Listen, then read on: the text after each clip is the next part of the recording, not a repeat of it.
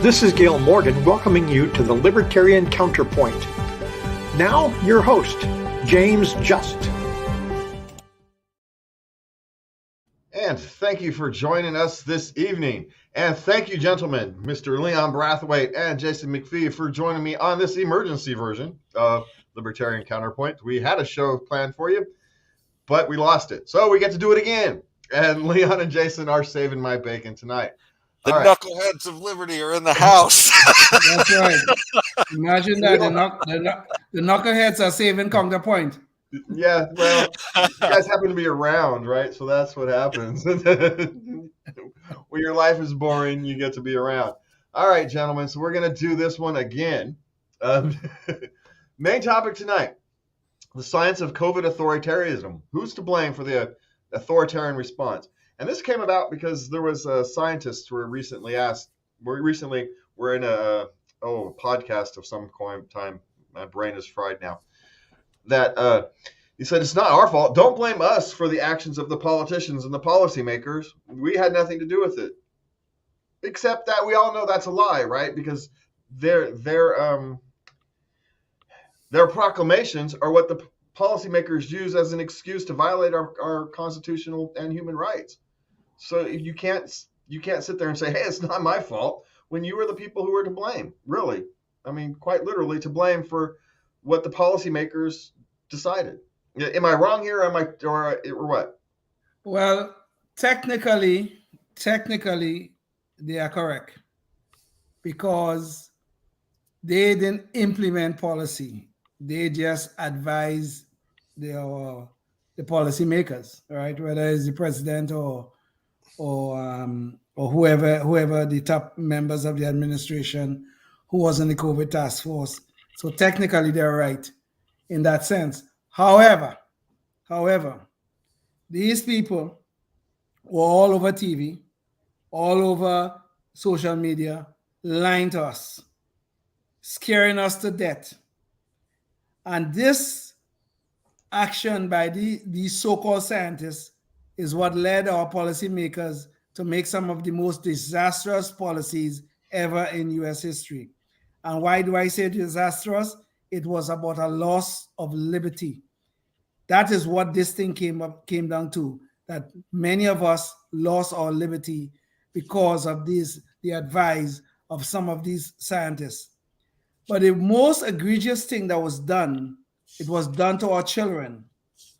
Now, I think it is well now established that children are the least vulnerable to the COVID virus, the least vulnerable.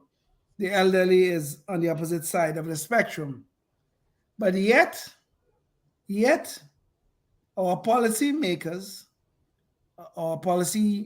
the president or whoever it is, on the advice of these lying scientists, locked down our schools.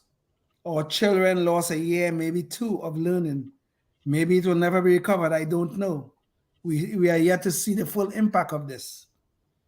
So it is true that they are technically correct, but these lying, I don't want to use the word, I could have said it, these lying, you could fill in the blank, are really and truly the catalyst that caused many of the problems that resulted in the loss of liberty and the loss of learning of many of our children in our society.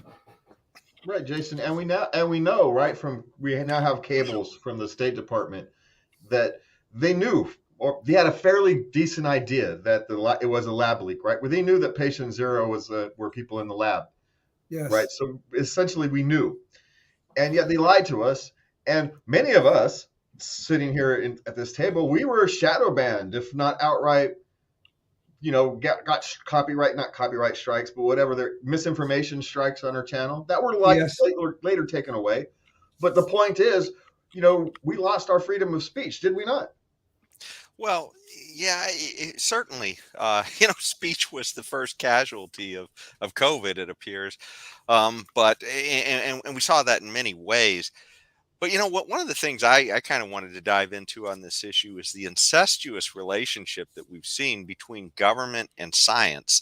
So much science is funded through government, and government has a lot of sway on on who's getting research dollars and who's kind of approved. I mean, one of the stories I've heard recently is that that there's a oh gosh, what is it? Some kind of a DEI statement or something like that that researchers have to get right when they submit these proposals. Yes. That they have to talk about their diversity and equity and inclusion and all this when they're scientists, and it may have nothing to do with what they're talking about, and yet they have to have all of this information in these proposals. This is kind of like sort of an indoctrination. It's not about what your PhD is and how strong it is and what your past research was. It has to do with somehow how you fill in these political boxes, which is just getting kind of disgusting. And we saw this with when you talk about the lab leak thing. When Fauci first came forward, with this whole thing of trying to say it was coming from a wet market, apparently he had tried to put together a small team of scientists. This wasn't like a public debate. Where did this come from? This was like sort of an in-house thing that he put together.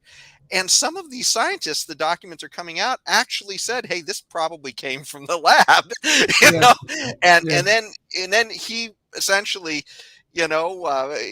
gave them some research grants, and suddenly they all changed their stories, right? Because he was in control of billions upon billions of dollars of research that he could grant people. And a lot of this stuff is important if somebody wants tenure, if they need to publish to stay relevant in their universities, other things like that. They have to get this, these research grants from NIH or other places as well. So from the government. So this is, really disturbing. I guess this perversion of the science that's happening because of its close relationship to government and politics. Yeah, and that's a very valid I want to point. set something up, Leon. You can control science by exactly as Jason just pointed out, right? By funding. And if the funding goes where the person who controls the funding wants it to go, that's where the funding goes. And that's where the corruption of science happens, is because these people can't go out against Fauci, right? Because not only will they lose their funding, they won't get next one. Maybe they have this round of funding is secure, but what about the next round? Right? You can't go against the bureaucracy. You can't fight City Hall. Well, you can't fight the federal bureaucracy, correct?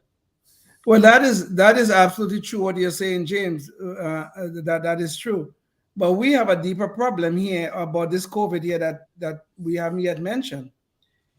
I think we have emails to prove that our NIH, our federal government, through a third party, was funding the Wuhan virology lab, the one where the virus leaked from, as the gain of function research, which Rand Paul has been hammering to try and get out of Fauci. Did you fund this? And he keeps saying, "Well, it depends upon what you call gain of function." And nonsense like that, like we are a bunch of damn idiots, and stuff. So this whole set of loss of liberties and all the lies that were told to us, all of this was like a big cover up for the work that Fauci and company was funding in Wuhan. And the thing is, there is an email of I think it was from Francis Collins or one of them, when it started to come out that this thing may have came from the lab. Fauci and Francis Collins got together and and there's an email that said we got to put this story down hard and quick, or something to that effect. I think, Leon, I think it was specifically related to the whole lockdown issue, and this had to do with Jay Bhattacharya. And Jay Bhattacharya was pushing the the Great Barrington Declaration. Yeah, Great Barrington Declaration. Yeah, and essentially what he was saying is that, look, lockdowns, this is ridiculous. This isn't going to work, locking everybody down. We need targeted, policy to look at, different cohorts Old people obviously affected different than young people. Locking everybody down is insane. That's not what, we should do. And he said, look, all our past public health guidance is not to do that. And that's what he was trying to say in the Great Barrington Declaration. And Francis Collins and Fauci had emails going back saying, hey, we've got to slam this guy hard and fast, to take him down. And it's just crazy. This is like mafiosos or something. Yes. Yeah. I thought it was related to the leak itself, but it might have been something else I was thinking about. But okay, fair enough. No, I'm sure there's other emails, Leon. Probably go to that too. Yeah, we know there's a lot of emails. We know that the government likes to manipulate the conversation, right? And that's the real danger out of this, is how easily we all turned those people who are supposed to protect us from the big government, the media, turned and were simply walked hand in hand with big government to shut up the little people, not realizing that at some point it's that's those weapons that they used on us will eventually get turned on them as well, because that's how power works. But we've got a message from our friend Mr. Richard Fields. So, Richard likes to talk about the Fed, so we're going to find out what he's got to say.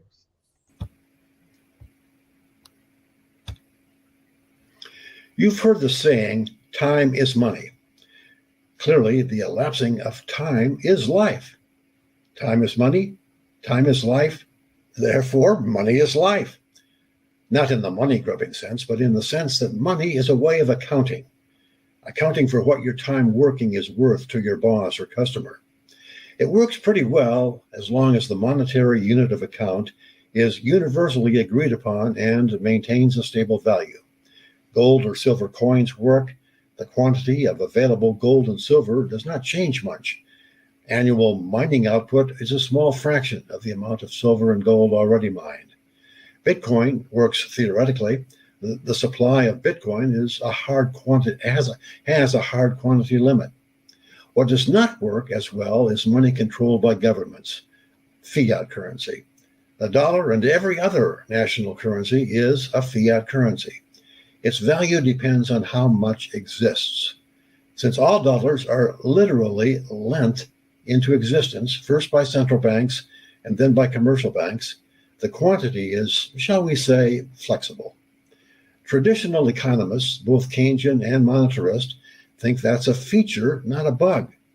In their hubris, they imagine they can manipulate money and credit to cause never-ending prosperity for all. That has never happened, and it never will. Centuries of economic history have demonstrated that price controls ultimately never produce the intended result.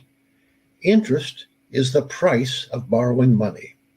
Yet central banks think that by controlling the price of money, they can somehow make the economy work better. They can't, and they never will be able to. But by trying, they can do untold economic damage. The U.S. central bank, the Federal Reserve System, has been fixing the price of money since the 1970s. As a result, prices are 7.5 times higher on average now than they were in 1971. Some prices, namely the prices of common stocks, have risen considerably faster. The S&P 500 is worth 203 times what it was in 1970. Meanwhile, average middle-class hourly earnings in real dollars have hardly budged. That's why we have a huge gap between the wealthiest 10%, they own the stocks, and the rest of us. That's what is causing the class warfare that threatens to destroy the fabric of our society. It cannot be fixed by taxing high-income earners more. They own Congress through their lobbying efforts.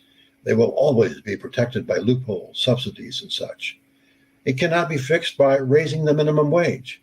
That has been proven over time to do little but increase unemployment among the poorest of the poor.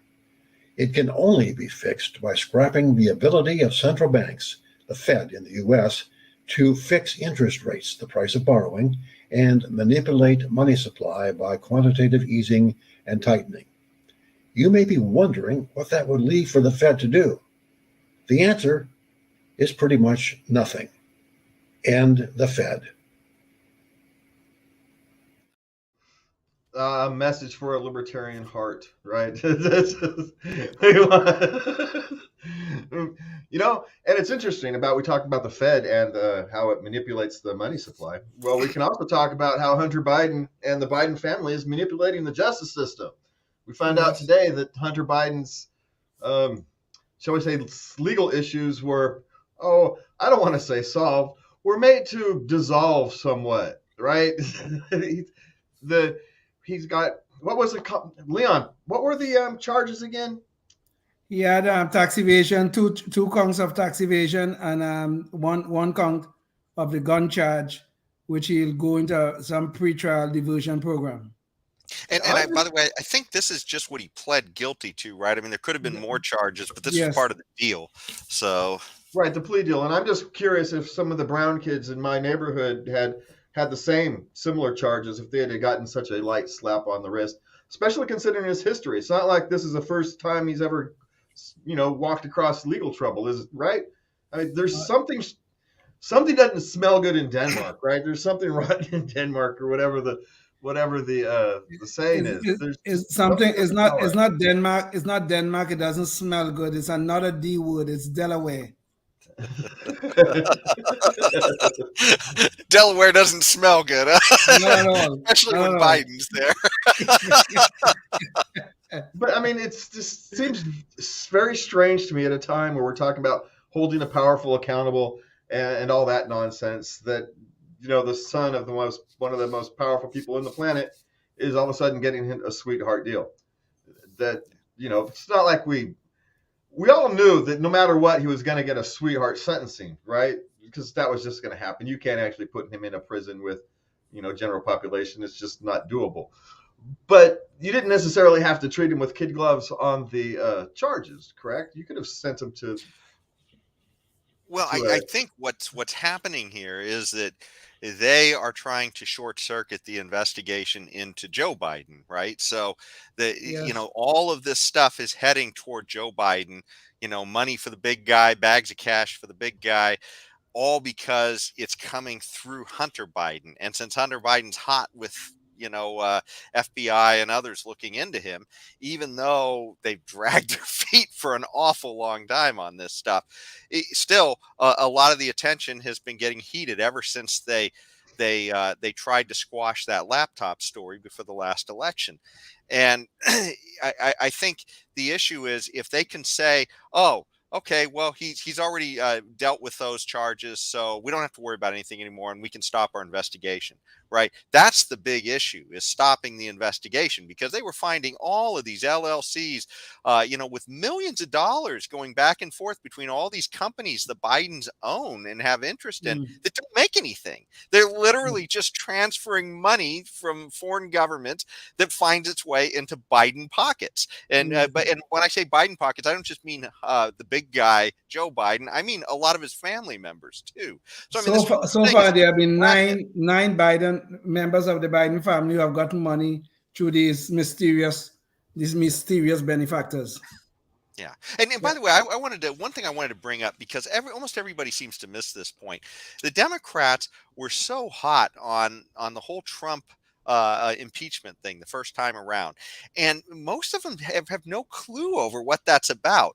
They understand there was a phone call to the prime minister or the president of Ukraine, the president of Ukraine, yeah. And they understand that Trump was trying to get an investigation going on Hunter Biden, it sounds like, or at least you get this prosecutor reinstated. But the issue is, the story goes back farther than that. When Biden was vice president, and this is all out there, Biden has literally admitted to this on camera in front of a think tank. It's out there, and our press just has zero curiosity to mainstream media. But essentially what happened was, Biden, as vice president,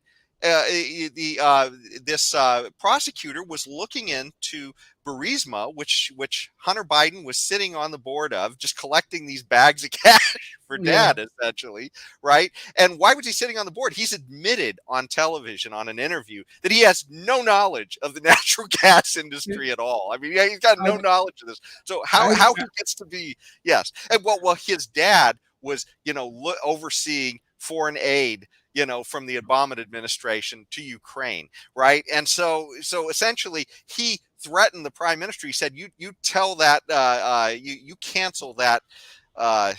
Fire the prosecutor. Yeah, you fire that prosecutor who's looking into that company, or you're not getting your foreign aid, right? Exactly. And he literally brags about this, and then he says, "Well, son of a gun," after he says it, he is going to tell Obama, then they fired the prosecutor. He bragged about it in front of a think tank, right? That's exactly what they were trying to go after Trump for, and Trump was only trying to get the prosecutor reinstated. So Yes. you can't make this stuff up. It's absolutely insane how corrupt the Bidens are. Sorry, I'm just monopolized. No, but there is a larger issue here. Okay, there's a larger issue here. I mean, yeah, the Bidens are corrupt. There's no doubt about that. But the larger issue is the actions of our Department of Justice, headed by Merrick Garland. Merrick Garland had a little bit of a name as a judge, as a federal judge. I think he was on the appeals court, but then he became the Attorney General in the Biden administration. But this man seemed to be on a vendetta against Republicans. His job, I think his job description as far as he's concerned, is to protect the Bidens. But the larger issue that comes out of this is the threat to the rule of law, which is one of the foundational pillars of this land. Because what we are seeing, and we are seeing a lot of it, is we are seeing the tolerance, the tolerance of lawlessness, because there's a lot of lawlessness going on with the Bidens, and the Justice Department don't seem to be too concerned about it. But we also having these selective prosecutions. Now, I'm not here to defend Donald Trump, but I'm here to defend the rule of law. So look at Donald Trump. Look at what is happening to Donald Trump right now, and compare to how the same Justice Department handled the Hillary Clinton case, who was another powerful Democrat related to who was married to our ex-president, a former president. Look at the difference. And I could argue, and I think successfully, that what Hillary Clinton did was far worse than what Donald Trump is accused of. Yeah. But yeah. Go ahead, Jason. Go ahead. Well, no, we're gonna have to kick this one down the road because we're already swung. But we're not going to change subjects that much, right? We all know there's lots of corruption going on in the in politics, and the reality is we can talk about how corrupt Trump or the Clintons or the Bidens are, but the reality is that's still just the surface. But we find out, Leon was talking about the rule of law, but the difference in the United States when we're talking about the rule of law was the government was supposed to be held to the same rule of law that the rest of us were, right? The average peasants has always been held to the rule of law, right? That's nothing new. It's been since the beginning of time. What was different in the United States is that the government was supposed to be held to that same rule of law.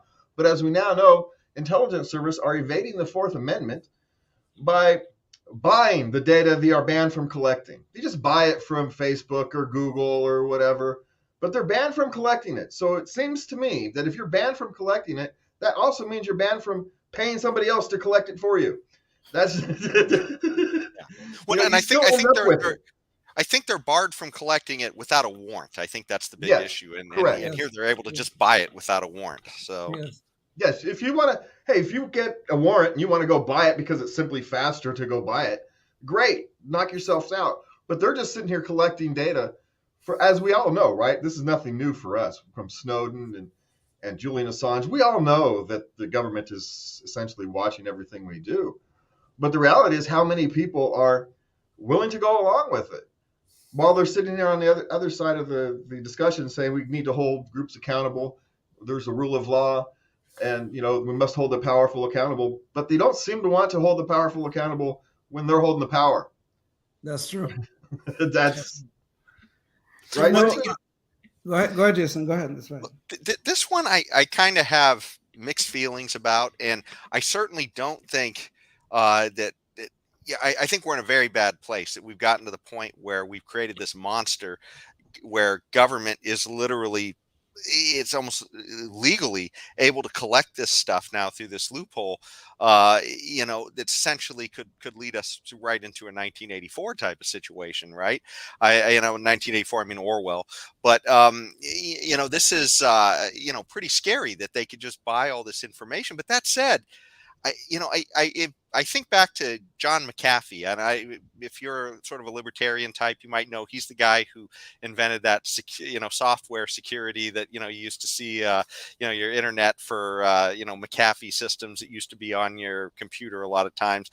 But he used to warn everybody that, hey, look, there is a very high price to all these free apps that you're collecting, that you're putting on your phone, that you're putting in your computer, and the idea is that the product is you, and they're collecting all this data. And when you sign those forms, you are essentially creating a contract where, hey, yeah, you can spy on me. You can spy on me in my house. You can spy on me where I'm driving my car somewhere. I'm giving you permission to look at all this stuff. And a lot of people have no idea how much they're giving up, but they just sign it away.